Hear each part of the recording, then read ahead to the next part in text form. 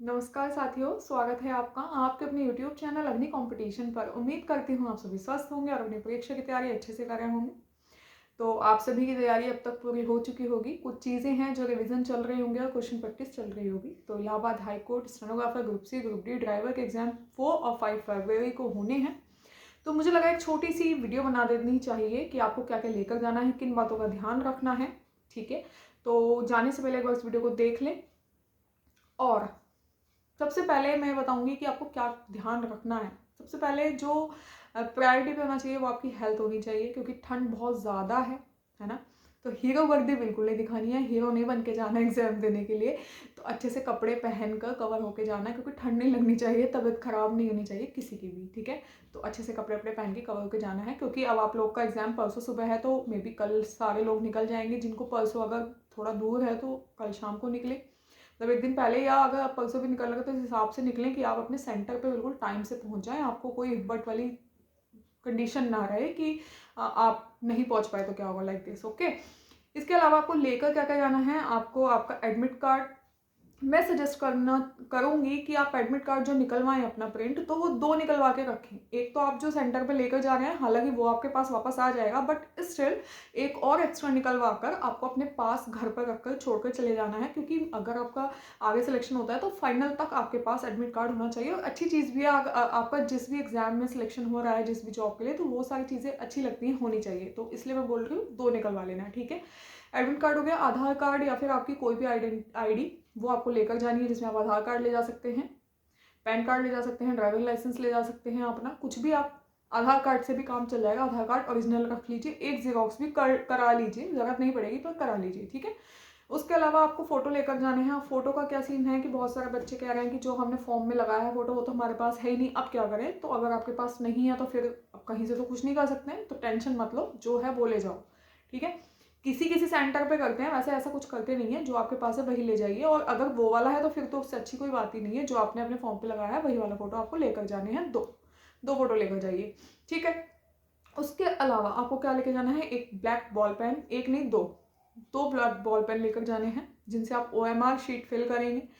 ठीक है, अब बॉल पेन कौन से लेने हैं, रेनॉल्ड्स वाले लें, जिसका मोटी वाली निब होती है, जिससे आप अगर उसको फिल करेंगे ना जो OMR को, तो वो इजीली फिल हो जाएगी। मतलब बारीक से भी हो जाती है, पर थोड़ा सा टाइम कम लगता है, थोड़ा सा। ठीक है, तो ब्लैक पेन लेकर जाएंगे 2, एक एक्स्ट्रा लेकर जाना चाहिए, क्योंकि कभी कोई प्रॉब्लम होती है तो आपके पास दूसरा रहेगा, क्योंकि टाइम बहुत लिमिटेड रहेगा। ऐसा नहीं कि आप किसी और से मांग लें, या वो एग्जाम होगा तो जरूरी भी नहीं है कि आपको मिल जाए।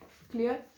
इसके अलावा अब क्या ध्यान रखना है, OMR शीट से रिलेटेड मैं कुछ बात बताने वाली हूँ कि अगर आपके पास टाइम है, अगर आप कर सकते हैं, तो जिनके परसों एग्जाम है वो लोग कर लें, और जिनका आफ्टर मतलब परसों के बाद है, द डे आफ्टर टुमारो, वो लोग इसे कल करके देख सकते हैं। क्या कि एक OMR शीट लेकर कोई भी एक टेस्ट, मतलब अगर आपने ऑफलाइन नहीं लगाए हैं तो एक ऑफलाइन टेस्ट लगा लीजिएगा, किसी भी, चाहे आपने किया हुआ टेस्ट है यूथ कंपटीशन की, मैंने PDF टेलीग्राम पे शेयर कर रखी है टेस्ट की। अगर आपने नहीं लगाया है या लगा भी लिया है तो उसको दोबारा से एक बार लगा लो। मेन पर्पस क्या रहेगा, आपको OMR शीट फिल करनी है। तो OMR शीट, और बिल्कुल टाइमर लगाना है, वही जो एग्जाम का टाइमिंग रहेगा वही, उसी टाइम में आपको वो OMR शीट और वो सारे अपने 100 क्वेश्चन फिल करने हैं।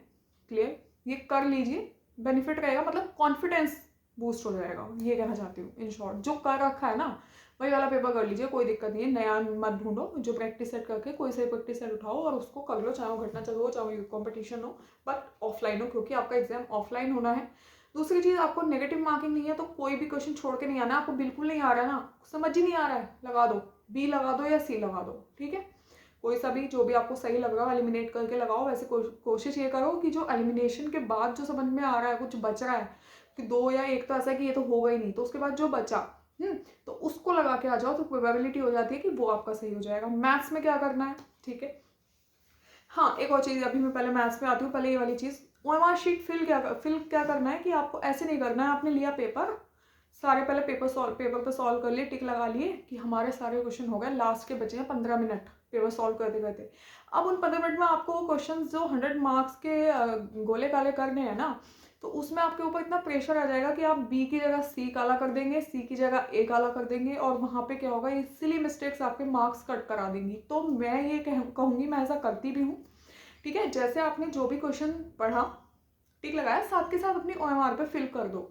एटलीस्ट जितने क्वेश्चन आप करते जा रहे हैं उतने आपके OMR पे पहुंच चुके हैं, क्योंकि पेपर में आप भले ही सारा सॉल्व कर लो लेकिन OMR ही चेक होनी है, तो पेपर से कोई मतलब नहीं है, वो तो आप अपने साथ लेकर आ जाएंगे। इसलिए क्वेश्चन सॉल्व करो, OMR पे लगा दो। ऐसे करो 10-10 क्वेश्चन करके एक साथ लगा लो चाहे, पर पूरा पेपर बिल्कुल नहीं छोड़ना है कि हमें पूरा पेपर एक साथ बाद में फिल करेंगे। मैं भी ये सजेशन नहीं दूंगी कि ऐसा करो, मैं तो ये कहती हूँ कि साथ के साथ करो, क्योंकि जब आप साथ के साथ देख के क्वेश्चन नंबर करोगे ना गोला, तो आपका गलत होने की प्रोबेबिलिटी बहुत कम होती है। ठीक है, तो ये चीज़ फॉलो कर लेना, हेल्पफुल रहेगी।